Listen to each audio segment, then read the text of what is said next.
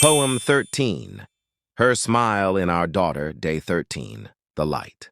That stayed. She came down the stairs with one sock inside out, hair a mess, backpack open, singing something I never figured out. And then she smiled. Not at me. Just at a joke from the TV. Something silly. Something soft. Something free. And my whole world stopped. Because it was her smile. The same curve. The same shine in the cheek.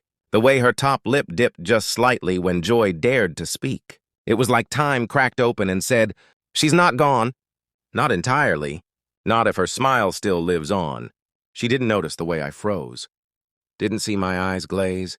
Didn't know I was standing in the haze of 1,000 old yesterdays and one sudden grace.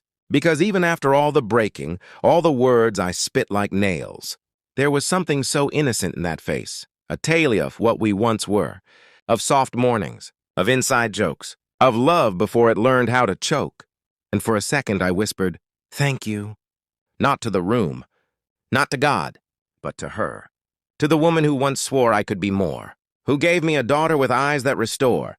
Then her voice came, not distant this time, but warm like lullabies caught in wind chime lines. "You thought I was gone?" But I never left. Not really.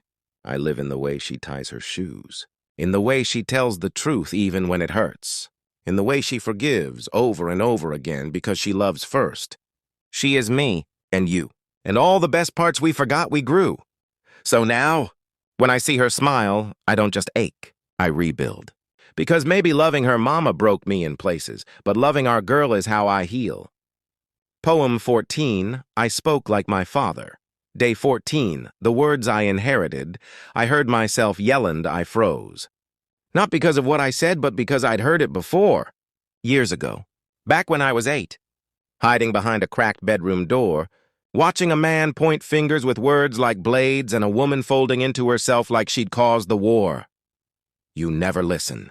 This house is a prison. You'd be nothing without me. Yeah, that was my father's voice. But this time, it came from me. She just stood there. Didn't flinch.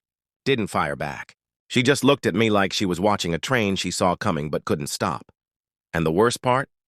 I knew better. Knew what it felt like to be on the other end of thunder. You didn't earn. I spent my whole life swearing I'd be different. Swearing I'd break that bloodline curse. But when I opened my mouth and let that poison fly, I was him. And worse. Because I knew the damage. I knew the cost. And I still let it fly just to feel not so lost. Then her voice came, low as a lullaby and just as sad. You don't have to become what you hated. You don't have to carry that man in your throat. You don't have to use fear just because it was all you were ever shown. You can unlearn, you can bend, you can speak again, but this time, not to defend. I didn't need you perfect, I needed you willing, to fight the war inside without me always bleeding. Now, I count to 10. Sometimes to 20. Because anger ain't strength, it's just empty. And if I ever raise my voice again, it'll be to say, I love you. I see you. I won't make you pay for what some other man burned into me on some long-lost day.